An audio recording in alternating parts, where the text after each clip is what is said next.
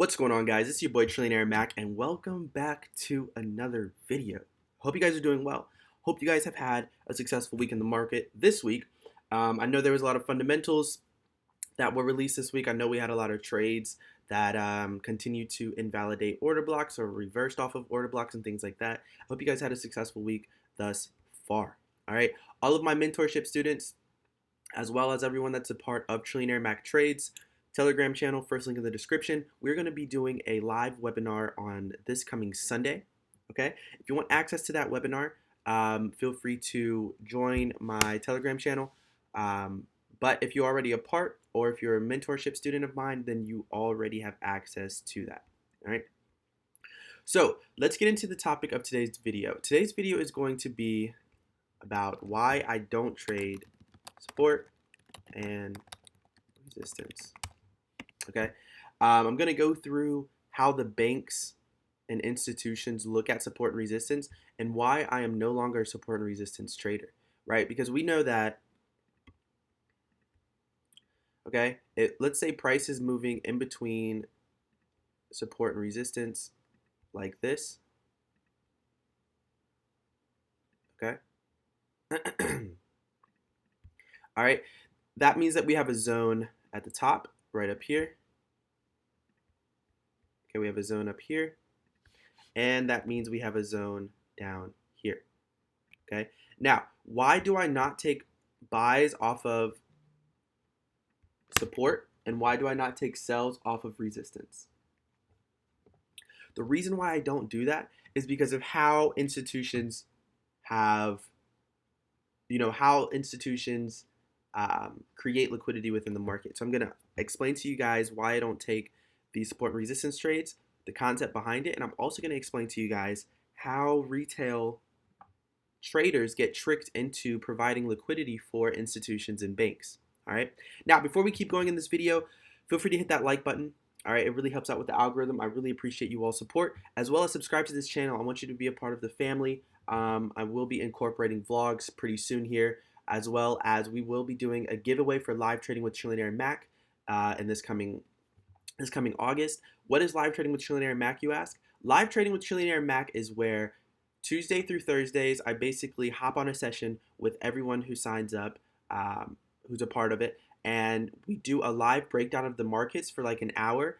And those trades that I, break down from Tuesday through Thursdays are the exact trades that I'm taking. And I don't really go in depth with teaching, but you will see me break down the market. I do explain what I'll be looking for when the market retraces to this area, what I'm waiting on to take an entry, things like that. So it's a great opportunity for you to learn my trading style live, as well as actually make some money from the trades that are discussed.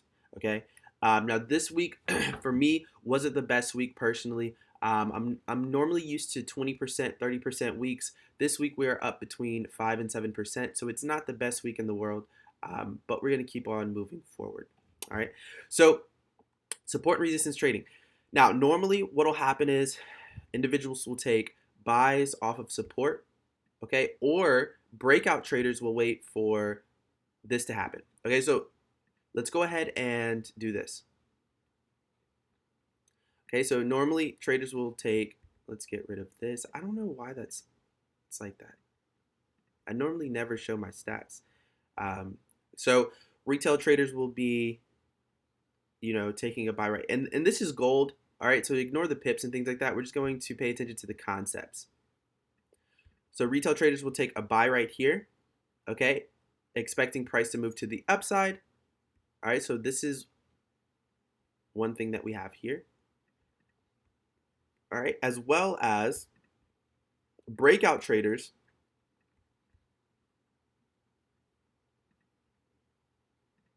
will be looking to short the market right here with their stop loss just above that zone. Okay, and then you have break and retest traders who will wait for the market to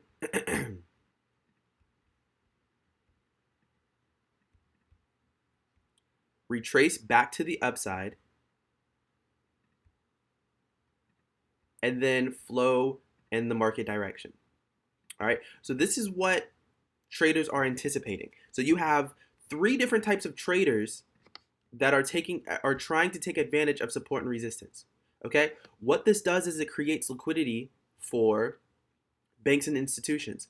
Why does this create liquidity for banks and institutions? Before we continue to move forward, you have to understand, in order for the foreign exchange market to move, there has to be 50% buyers and 50% sellers. Okay, so in order for institutions to take a buy move, right, they have to collect liquidity within the market to fill those buy moves, which means someone has to either be pressing the sell button or someone has to be in an order already and they have to have their stop loss set. Okay, so the only way an institution can take a 10,000 lot order is if, and this is just making it very, very simple, but is if they were able to absorb 10,000 worth of lots, right? Like if they want to place a 10,000 lot order, they have to absorb 10,000 lots, okay, in order to have the liquidity to place that order. So this is what they do. They instigate something that retail traders fall for every single time, right? So what will happen? This is the perfect scenario for retail traders. You have your trader one that trades off of support, okay, and they're going to target the highs of resistance, but let's say price doesn't necessarily make it to the highs, okay? Comes back down, stops them out. Ah, man, I got stopped out. Okay, now I'm going to look for the next trade. Then you have breakout traders who say, okay, we broke out of an area of support right here.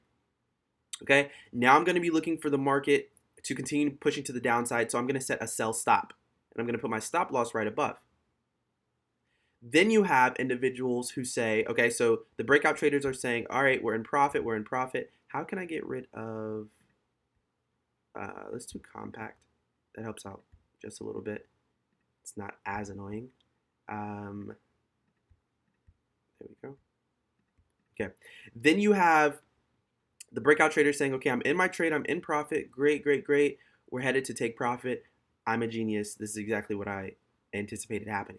Then you have break and retest traders that are saying, okay, I'm going to wait for price to return back to this area of support to turn into resistance, and then I'm going to take my trade and I'm going to target lows.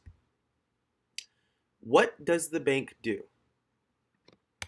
This is what the bank does. The bank pushes price to the downside, just like so. Okay, they take out option 1 traders. They tag in option 2 traders, but they're trying to tag in option 3 traders as well.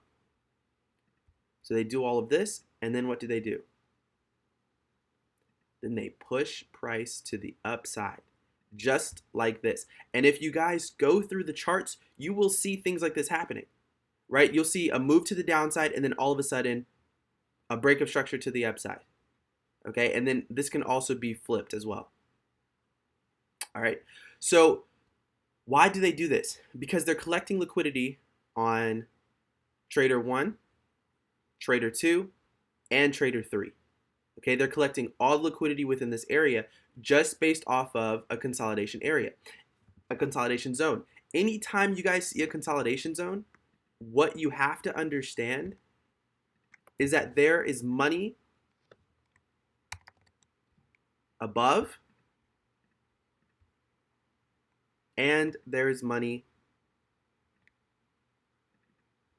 below. Okay, it's just something you have to, excuse me. It's just something you have to keep in mind. There's money above the market with equal highs. Let me put that on there for you guys as well. Okay. With equal highs. And there's money below the market down here with equal lows. All right. So banks will purposely instigate retail traders to trade the market, whether it be a wedge pattern, right? So whether we see something like this take place where They're not necessarily equal highs, but it's a trend line, right? So it could be trend line liquidity like this. It could be support and resistance liquidity, okay? There's different ways that the banks and institutions instigate it, but you have to understand that those are retail ways of thinking. You cannot think like a retail trader. You have to think like an institution. That is exactly why I normally do not take, part in the market until I see price retrace to an institutional order block. Because when the banks do this, now let's talk about what the banks do. This is perfect. All right, so we talked about what retail traders do.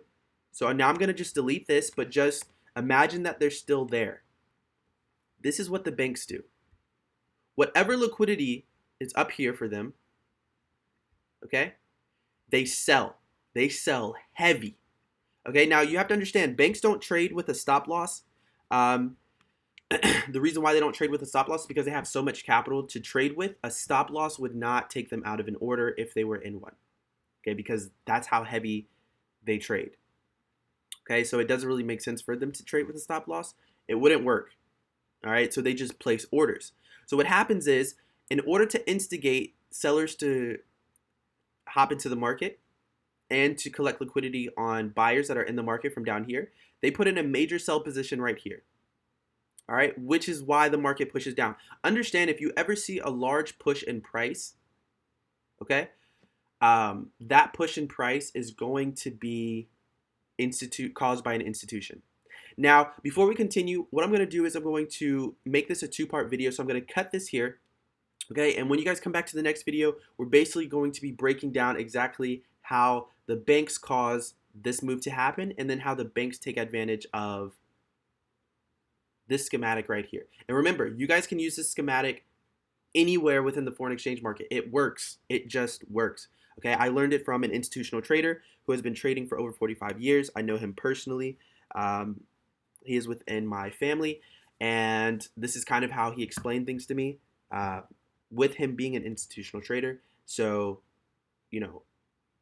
know that this knowledge is not coming from me, but it's coming from someone who actually institutionally traded bank money. All right, so I'm going to go ahead and cut this video here. Make sure you guys hit that thumbs up and hit that subscribe button.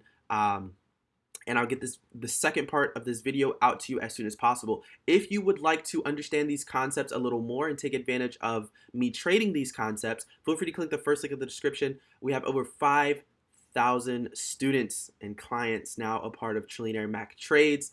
Just remember, guys, if you forward any of the trades outside of the Telegram channel, you will be kicked for that week, and then the bot will put you back into Trillionaire Mac Trades the following week.